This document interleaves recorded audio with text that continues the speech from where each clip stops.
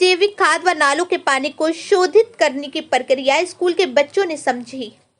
मुरादाबाद में रामपुर रोड स्थित solid waste management plant और सीवरेज ट्रीटमेंट प्लांट एसटीपी का बोनी यानी पब्लिक स्कूल व शिक्षकों ने भ्रमण किया।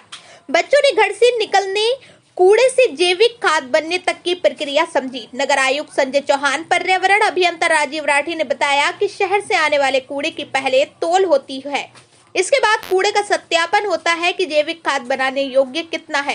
आगे बताया कि जैविक खाद बनाने योग्य कूड़े को सर्वप्रथम विंडो पेड पर डालते हैं। विंडो पेड से प्लास्टिक, लोहा, कांच अलग अलग करते हैं। नगर आयुक्त संजय चौहान ने बच्चों को बताया कि खाद बनने योग्य कूड़े पर बैक्टीरिया का छिड़काव करते हैं। इसके बाद कूड़े को पिरामिड का आकार दिया जाता है। हर हफ्ते पिरामिड बनाने के तहत 4 हफ्ते तक यही प्रक्रिया अपनाते हैं। 4 हफ्ते बाद जैविक खाद का पहला चरण पूरा होता है। इसके बाद जैविक खाद को 50 mm जालीदार ट्रॉमल से पास करके आरडीएफ को अलग करते हैं। इसकी प्रक्रिया के पूरे होने पर 10 दिन तक सुखाने के बाद 44 mm जाली वाले ट्रॉमल से पास करते हैं। इस ट्रॉमल से छोटे कंकड़ पत्थर निकल जाते हैं। इस दौरान अपर नगर आयुक्त अनिल कुमार सिंह, हरी भरी कंपनी का प्रोजेक्ट हेड अनिल कुमार श्रीवास्तव व बोनी यानी पब्लिक स्कूल की प्रधानाचार्य सुनीता भटनागर, शिक्षक डीके शर्मा मौजूद रहे। एसटीपी में शहर के 14 नालों का पानी शोषित होने की प्रक्रिया समझी। इसमें प्रतिदिन शहर के नालों का 30 मिलियन लीटर पानी शोधित होने के बाद रामगंगा नदी में गिरता है। यहाँ पर स्काडा से पूरे सीवरेज ट्रीटमेंट प्लांट के संचालन की प्रक्रिया को जल निगम के परियोजना प्रबंधक सैयद आरिफ अली ने स्कूली बच्चों को बताई। प्रोग्राम था यहाँ पर देखिए,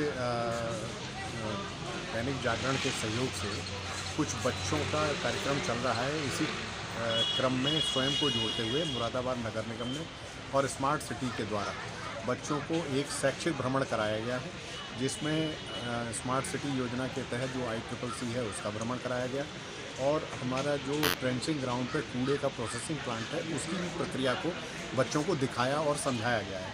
उद्देश्य ये है कि कैसे कैसे शहर से कूड़ा एकत्र होकर के यहाँ आता है और उस कूड़े से किस प्रकार खाद बनाई जाती है, किस प्रकार उस कूड़े का हम वैज्ञानिक प्रबंधन कर रहे हैं, इसके बारे में बच्चों को एक जानकारी यहाँ मौके पर दी। तो ना उसके अलावा भी कोई और प्रोग्राम है? इसके बाद यहाँ से बच्चों को जो हमारा STP प्लांट है, जहाँ हम शहर से आने वाले गंदे पानी को ट्रीट करते हैं और रामगंगा में प्रवाहित करते हैं, उस प्लांट का भी भ्रमण का कार्यक्रम है। यहाँ से बच्चे सीधे STP को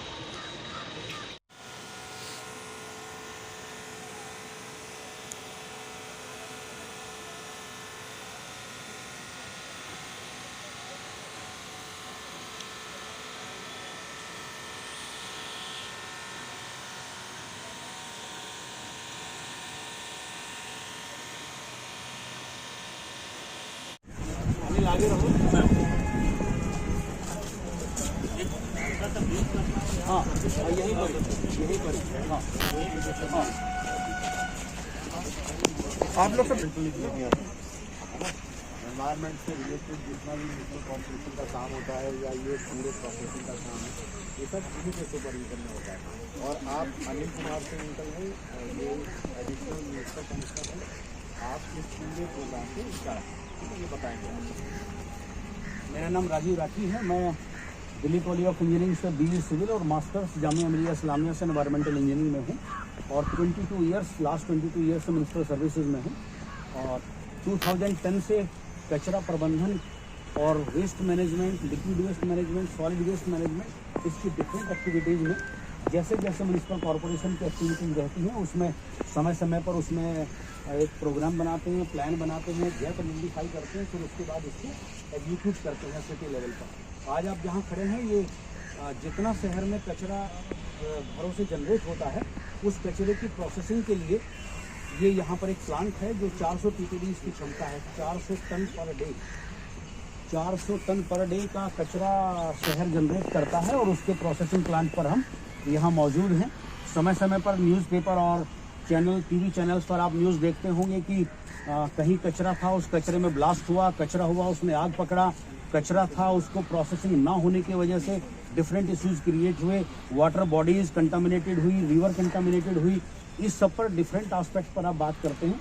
मुरादाबाद शहर नगर आयुक्त सर के कमांडिंग लीडरशिप में पिछले 4 साल से कुछ इस तरह की एक्टिविटीज हम लोग कर रहे हैं जो दूसरे शहरों से भिन्न हैं। और आज हम ये महसूस करते हैं वाटर बॉडीज, उसकी रिवर, ये सब की सब पहले से बेहतर स्थिति में हुई है।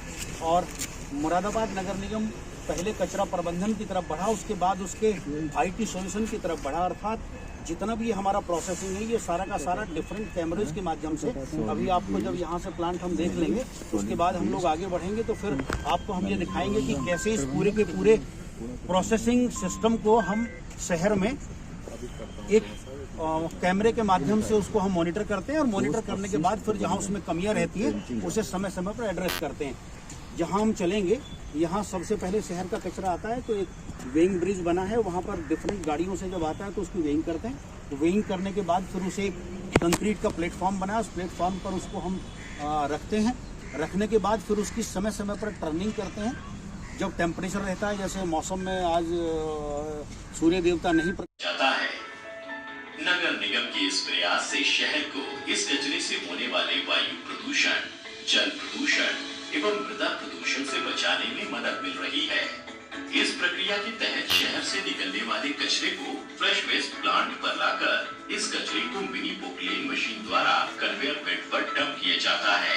इस बेल्ट के जरिए कचरे को आगे बढ़ाकर टोमन तक पहुंचाया जाता है, जिससे यहाँ पहुंचने वाले कचरे को उसके आकार के अनुरूप पृथक किया जाता है, जिसमें क्रमशः 50 मिलीमीटर से कम, 50 मिलीमीटर से अधिक, 300 मिलीमीटर से कम एवं 300 मिलीमीटर से अधिक मोटाई के कचरे को अलग अलग कर लिया जाता है। इसी प्रक्रिया के अंतर्गत टोमन को एक